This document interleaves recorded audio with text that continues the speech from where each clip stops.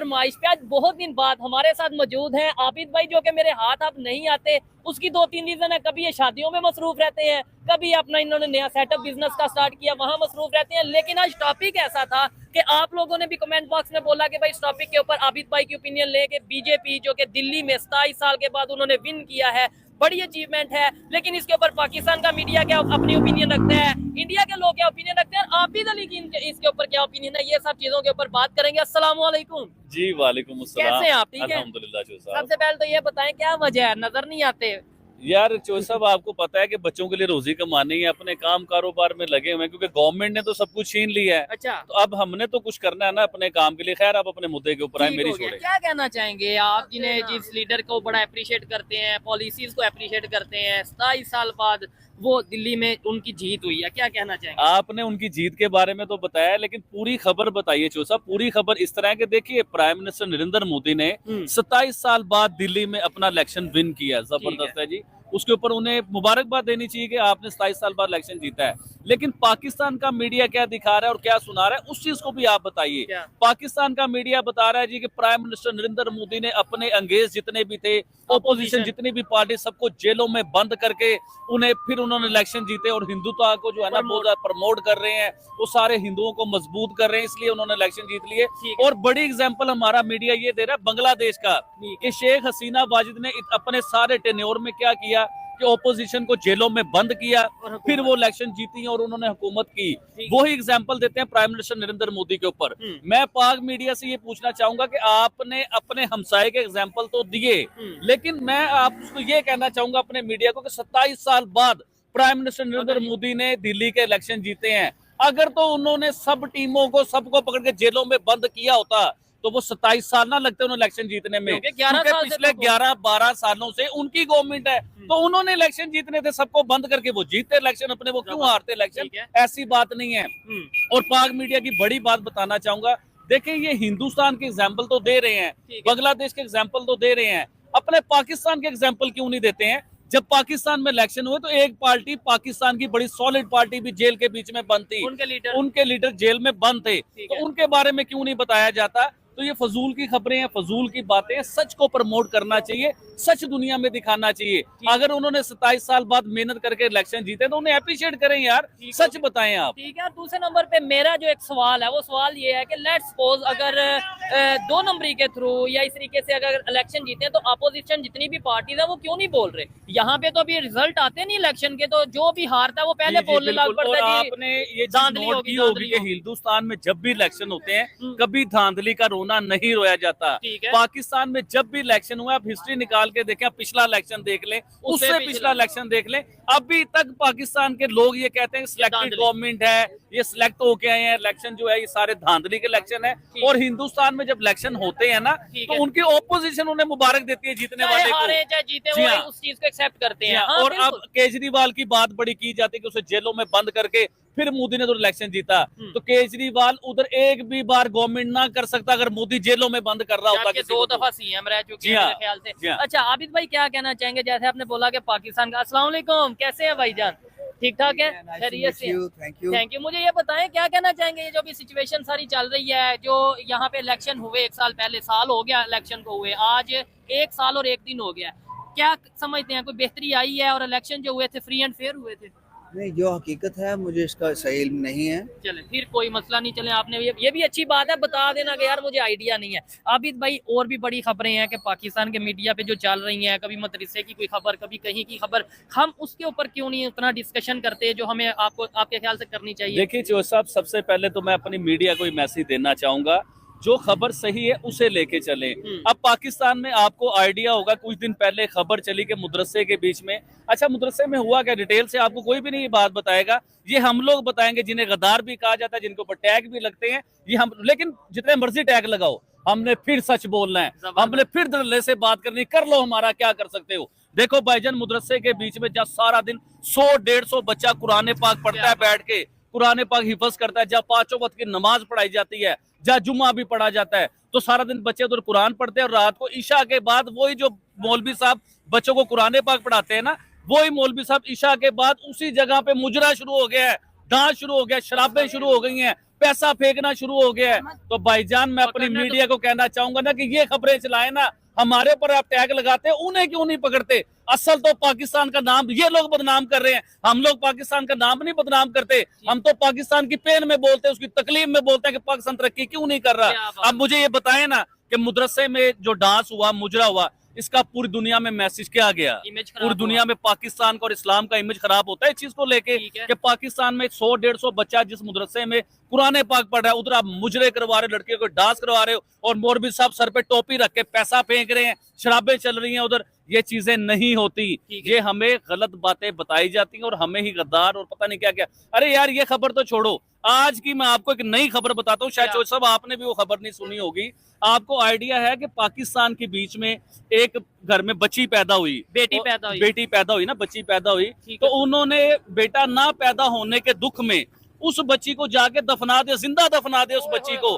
वो तो रेस्क्यू किया गया, अल्लाह भला करे, उस बच्ची को निकाला गया, वरना हमारे सामने तो ये केस आना भी नहीं था। ठीक है। हमें तो ये पता, इस तरह के पता नहीं कितने वाकयात होते होंगे, ठीक है। बच्चों को दफन कर देते हैं, हमें पता ही नहीं है इन चीजों का। ये चीज। वो तो रेस्क्यू किया गया, तो हमें इस चीज की पता खबर आई। चला। और ये भी खबर मैंने फेसबुक पे देखी है, फिर उसपे मैंने मेन चीज देखी, किसी मेजर ने जो है ना उस बच्ची को ड्रॉप किया, मतलब अपने आर्मी सीने से मेजर लगाया। ने। जी हाँ, अब वो उस बच्ची को पालेंगे, पोसेंगे, बड़ा करेंगे, क्या उसकी बात है। जिंदगी का जो है ना, देखें बच्ची की जो बात है ना, मैं खुद बेटियों वाला हूँ चौधरी साहब, जबरदस्त। तो बच्ची की पेन मैं जान सकता हूँ। क्या और बात। वो फजूल बाप जो है जिसने बच्ची को फेंका है या दफनाया है, उसे पता ही नहीं है कि बच्ची क्या रहमत होती है। बच्ची को अपने सीने से लगाता तो सही, वो बेटे के चक्कर में बच्ची को दफनाया जाता है।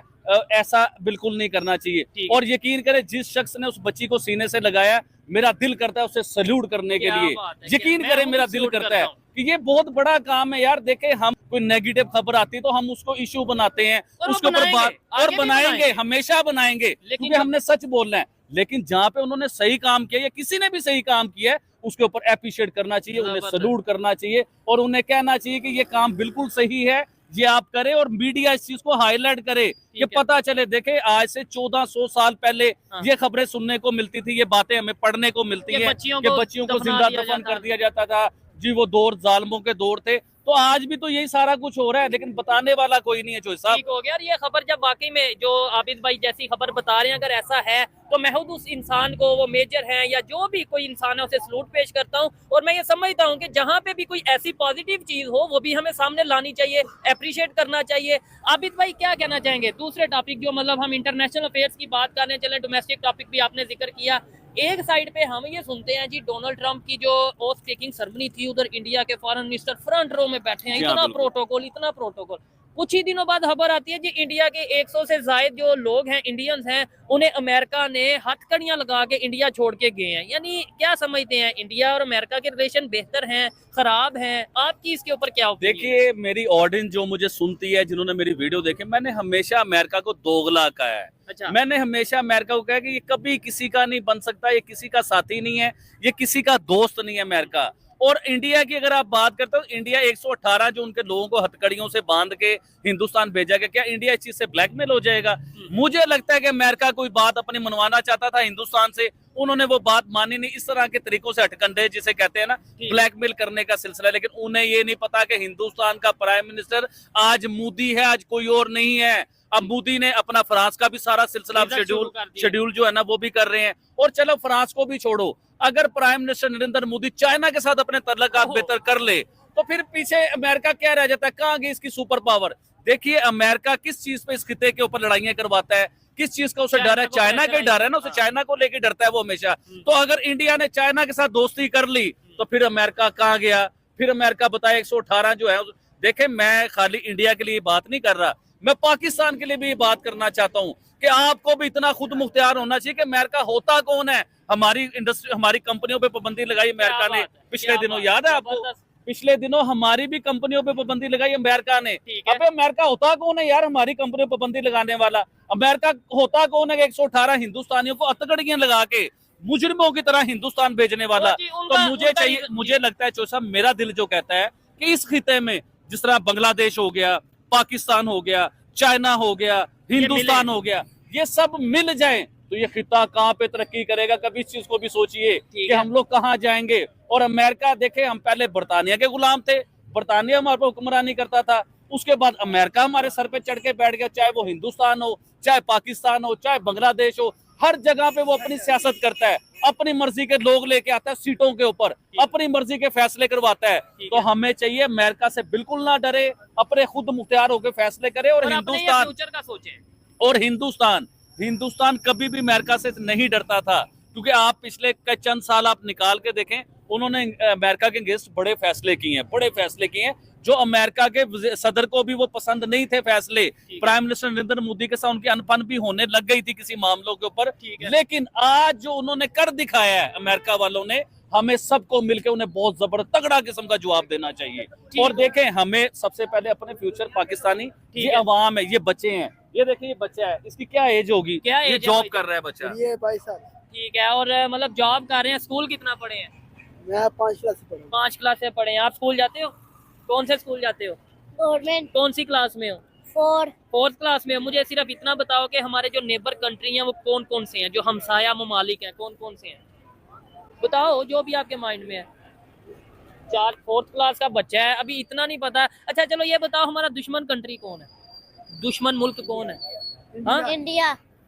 देखें ये मैं नेबर ये नहीं पता नेबर कौन है, ये हमारे पता। बच्चे को ये पता होना चाहिए कि मैंने देखे, हम पहले बच्चों से पूछते थे ना, बेटा आपने बड़े होके क्या बनना है, तो कोई कहता था डॉक्टर बनना है, कोई कहता था पायलट बनना है, कोई कहता था फौजी बनना है, कोई कहता था कुछ बनना है। आज हमारे बच्चों के ज़हनों में क्या बातें बिठा दी गई कि हिंदुस्तान हमारा दुश्मन है, हमने सिर्फ उस पर बम मारना है, उससे लड़ाई करनी है।